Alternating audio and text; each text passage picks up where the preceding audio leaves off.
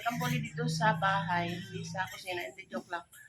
Today is death anniversary ng aking mother dear, so magluluto ako ng para sa kanya, para din sa mga taong kakain. So ayan, samahan niyo si Mama Jo magluto, guys.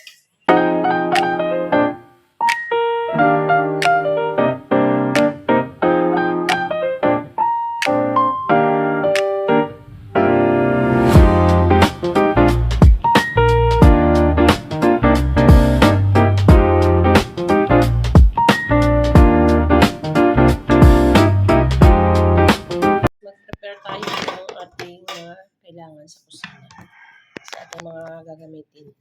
Hiwa ko ng kamatis at saka sibuyas, syempre. Wala pa yung aking mga sisteret. Ako lang muna, guys. Si Mama Jo kasi lagi ang nakatupa sa pagluluto. Mag-share lang yan sila sa akin. Mag-ambagan lang kami.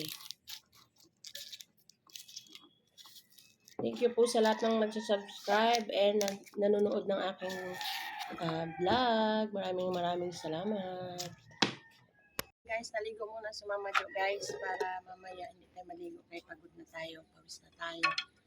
So, ligo-ligo muna tayo bago tayo mag-asikaso ng pagluluto. So, magharing na si Mama Jo today.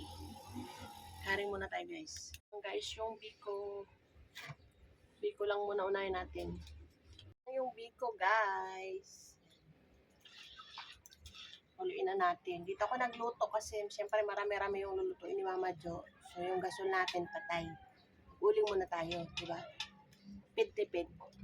Pulo na yung ating gata. Mamamantikain ko lang yan.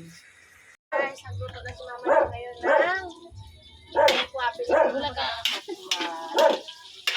So ayan, ang ingay ng aso ko, guys. So, kasi ang lulutuin ko is tokwat baboy. Kailangan may tokwa para tokwat baboy. Ating tokwat baboy. Yung ating chicken apretada.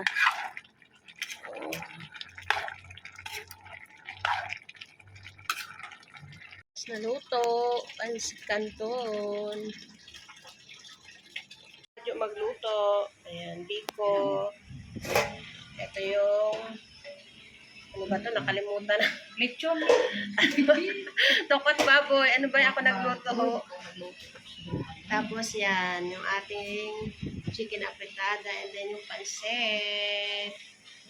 Wala pang kanin. Tapos, inihaw na isda. Hulingan at bangus. Kain na na.